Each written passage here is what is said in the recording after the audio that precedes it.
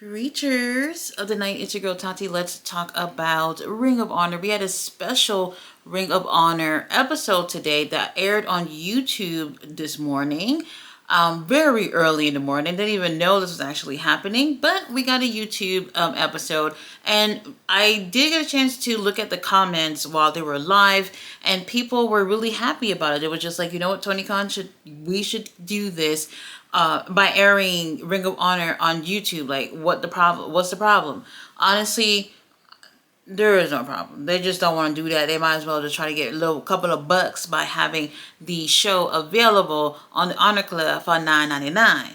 Now, a pretty decent show. We only have 4 matches. However, this is supposed to get people hyped up for tonight's Collision episode and also for Ring of Honor episode for Friday. So yes, we still have an episode of a Ring of Honor on Friday. It's going to be on at 3:30 Eastern or 3:20 Eastern, really early in the day. Still, I'll give you guys the review later on that day. Anyway, we started off with Top Flight going against Rocky Romero and Ishii. Really great tag team match. Now, look, I'm looking at this and I'm just like, damn, Ishii had just won the New Japan title over the weekend. Why would he just come to AEW and just take L's or whatnot? Rocky Romero, he's always reliable, so we do appreciate seeing him there. However, Top Flight, I guess they're a part of the Ring of Honor brand. I feel like whenever I remember these guys are part of the company, then they end up having them wrestle. And for me, I'm just like, it would be really nice for them to take a win. And honestly, with Layla Gray looking so scrumptious ringside, like, why the fuck not?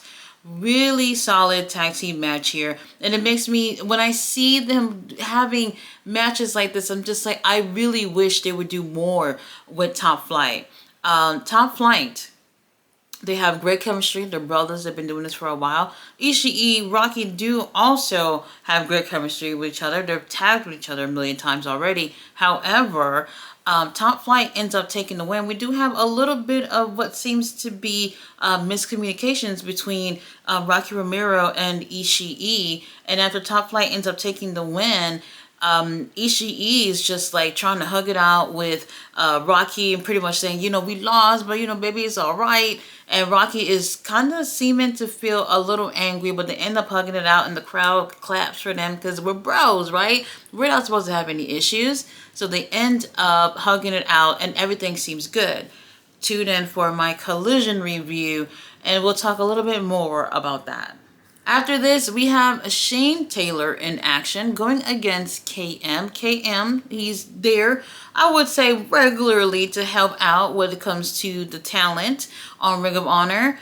I kind of wasn't hoping for a squash. I'm not sure what's going on with Shane Taylor Promotions as a whole. And it seems like they're going for something. I don't know. The other day in Collision, they were saying how people were playing with them, and he mentioned the Ops, and I was like, okay, we're gonna get a match with Shane Taylor Promotions versus the Ops, but we see what happened on Dynamite where the Ops actually won the Trios Championships from a Death Rider, so I don't know if they're still doing that. Now, Shane Taylor wins fairly quickly and probably shouldn't win as quickly as he did because KM is a pretty big dude and could be able to hold his own against Shane Taylor for more than a minute. But he ends up taking the win, and Shane Taylor's in front of the camera, and he's saying, "Oh, y'all playing with us? We coming for all of that. We coming for all of that." And I'm like, "Coming for what? Like, what are you talking about?" Honestly, I have no clue what he's talking about. Most likely he's talking about titles, but this time he didn't specify to whom he's coming for the entire, Shane Taylor Promotions, whether if it's going to be the Ops, as it didn't say, or if it would have been for the 6-man tag championships in Ring of Honor, or maybe even the tag championships in Ring of Honor. I don't know what's going on. Somewhere at some point, somehow, Shane Taylor Promotions got lost in the shuffle, and honestly, I'm not feeling that. After this, we have a promo from our women's TV champion. We have a promo from Red Velvet. We have actually not seen Red Velvet on this show for maybe close to 2 months. I don't know if she was injured or what the situation was. I did hear that she was, but she's back.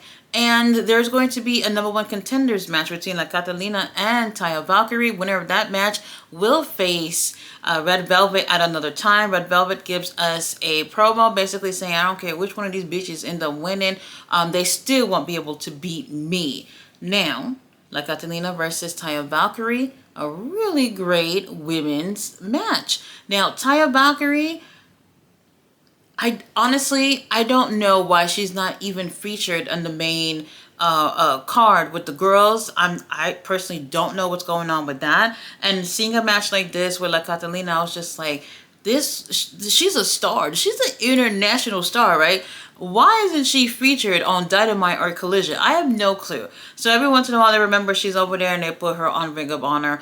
La Catalina, she's been having quite a few matches within Ring of Honor the past couple of months since we've been seeing the CMLL somewhat type of fusion going on with Ring of Honor. And I figured she'll end up taking the win when really, I'm just going to be honest, I don't see why Taya Valkyrie couldn't take the win. It's one of those situations where it's like Taya Valkyrie has been there, I wouldn't say consistently, but at some point that stopped being consistent, but she's been there. And I understand that they're trying to do something with La Catalina by using, a wrestler from CMLL to give something a little bit different, but it would have been a different thing to see Taya Valkyrie actually have an opportunity to go for the TV title, put her in a feud, have her doing something instead of just pretty much walking around with her husband. We could do a lot more. They gave us a really great matchup. Chemistry was great, but you can see from the very beginning that La Catalina was going to end up taking the win with a splash. I'm tired of seeing splashes as finisher. Those are not finishers anymore. She ends up taking the win, and she's talking into the camera. She said, I'm ready for you, Red Velvet. Can't wait to see what we get with that. Our main event, Michael Oku, all the way from the UK, going against Nick Wayne. Mama Wayne is there. Michael's girl, Amira, is there as well. Both these ladies are looking lovely ringside.